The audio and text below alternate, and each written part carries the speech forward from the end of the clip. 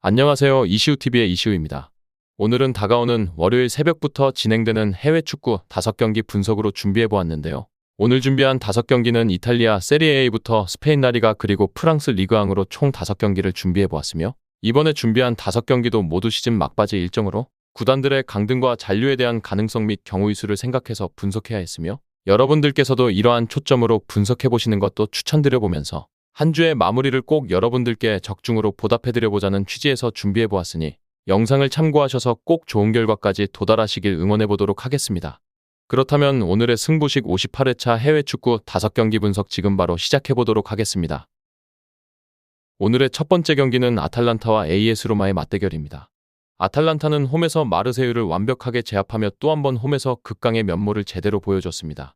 체력 과부하가 의심될 수 있는 상황이지만 이는 상대인 로마도 마찬가지이기 때문에 큰 문제는 없어 보였는데요. 이번 경기에서 승리할 수 있을 경우 챔피언스리그 진출권 굳히기에 돌입할 수 있으나 패배할 경우 향후 순위가 뒤집힐 가능성이 농후해질 수도 있는데요. 특히나 직전 경기에서 2점의 리드를 잡자마자 과감하게 주포인 스카마카와 에데르손 그리고 케텔라르 등의 핵심 자원들을 교체하며 이번 경기를 대비하는 모습을 보여주기도 했습니다.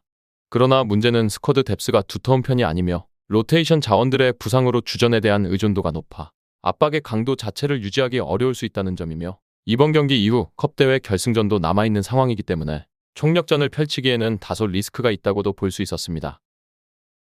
원정팀 로마는 직전 경기 승리하지 못하며 유로파 결승 진출에 실패했으나 유럽 최다 무패 타이틀을 이뤘던 레버쿠젠을 상대로 원정에서 2점을 리드하는 저력을 보여줬습니다.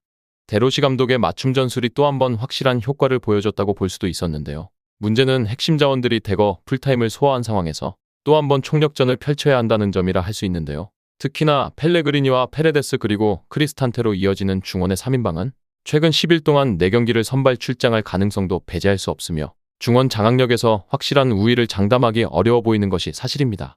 그러나 직전 경기 몸 상태가 완벽하지 못했던 디발라를 과감하게 배제하며 이번 경기를 대비한 것은 분명한 변수라 할 수 있으며 체력 과부하로 강한 압박에서 자유로워질 가능성도 농후한 디발라는 느슨한 상대 수비진에게 어느 정도 위협을 가할 수도 있다고 생각되었습니다.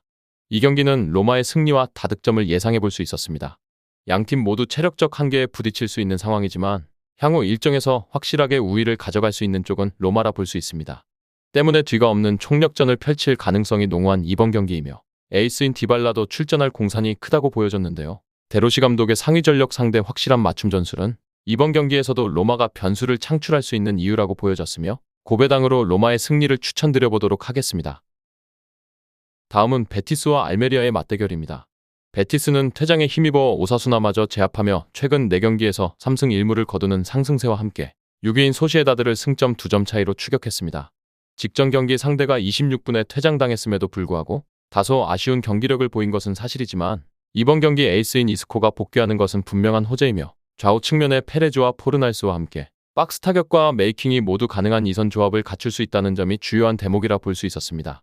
또한 일선의 주제 역시 공간 움직임에서는 다소 아쉬울 수 있으나 이선을 위해 경합과 공간을 창출해 줄 수 있는 자원이며 이번 경기에서도 득점의 가능성은 열어두는 편이 좋다고 생각되었을 정도입니다.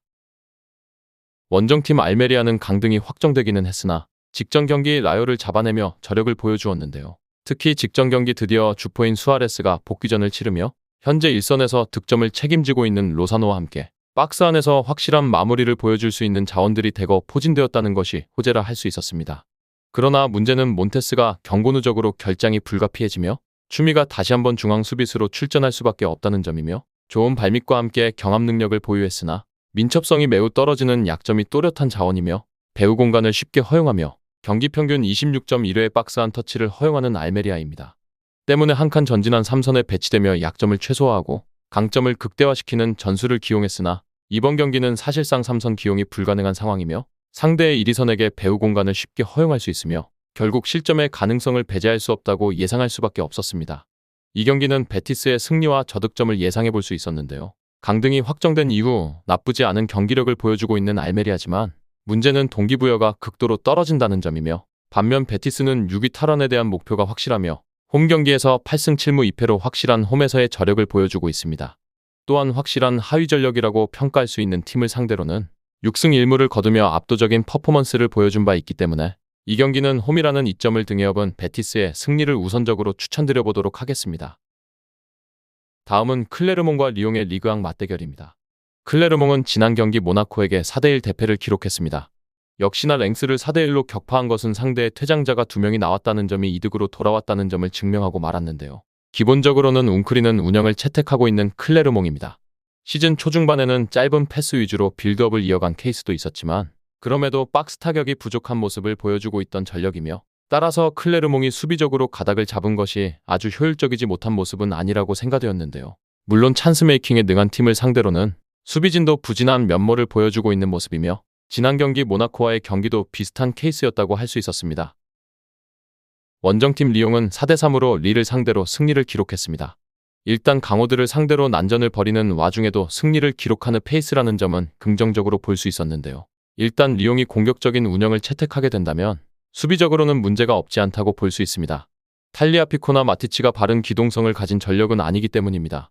클레르몽의 역습이 아주 날카로울 가능성이 높다고 볼 수는 없지만 한 골 정도의 타격은 가능할 수 있으며 그래도 4대1로 패배한 PSG전을 제외하면 화력에서 문제가 크지 않다는 점은 긍정적인 리옹이며 라카제트가 5경기에서 4골과 2개의 도움을 기록하며 팀의 공격을 진두지휘하는 모습을 보여주고 있는 것도 꽤나 긍정적인 요소라고 볼 수 있는 리옹입니다. 이 경기는 다득점 양상에서 리옹이 승리를 기록할 것으로 예상되었습니다. 기본적으로 리옹이 화력전에서 이득을 꾸준히 보고 있는 상태이며 클레르몽의 박스 타격 능력이 좋지 못해서 리옹이 한 골 정도를 내줄 것을 생각하고 달려들어도 승리에 가깝다고 생각되었으며 클레르몽의 웅크리는 성질도 찬스 메이킹이 좋은 팀을 상대로는 부진했던 모습이 역력했던 만큼 이 경기는 리옹의 승리와 다득점의 선택지를 채택해보도록 하겠습니다.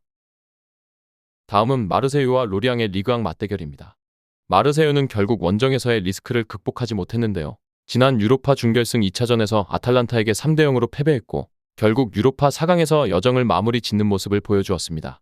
그래도 홈에서 강한 모습은 여전히 유효한 마르세유라 할 수 있는데요.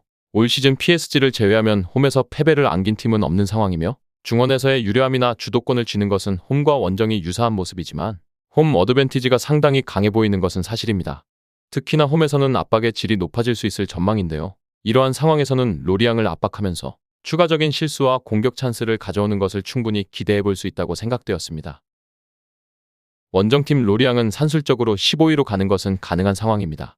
하지만 확률이 그다지 높아 보이는 상황은 아닌데요. 그나마 16위를 차지하면서 승강 플레이오프를 가는 것이 현실적이라 생각되었습니다. 다만 로리앙이 플레이를 하는데 수비 실수가 꽤 큰 악영향을 주고 있다고 볼 수 있었습니다. 자기 진영에서의 실수가 잦은 편이라서 불필요하게 실점 위기를 내주는 경우가 잦은 로리앙이며 때문에 압박 강도가 높은 팀을 상대로는 특히 약한 편으로 최근 니스와 PSG 그리고 랑스와 툴루즈 같은 팀들에게도 이러한 모습은 여지없었습니다. 문제는 로리앙이 압박에 직면하면 앞으로 공을 차주는 것 이외에는 별다른 공격의 루트가 없다는 점이며 지공을 시도하는 모습을 보이기는 했지만 측면에서의 크로스나 세트피스 이외에는 별다른 찬스를 만들지 못하는 모습을 보이기도 했었습니다. 이 경기는 홈팀 마르세유가 승리를 기록할 전망입니다. 홈에서 워낙 강한 전력이라는 점을 감안해야겠지만 특히 상대의 압박에 자기 진영에서 나오는 미스가 치명적일 수 있다고 보여졌습니다. 로리앙이 압박에 직면하는 상황에서는 경기에서의 공격도 상당히 단조로워지는 양상이 짙었으며 마르세유가 큰 위기를 맞이하는 상황은 보기 힘들다고 생각되어졌기에 이 경기는 홈팀 마르세유의 승리와 핸디캡 승리 쪽 접근까지도 고려해 볼 수 있었습니다.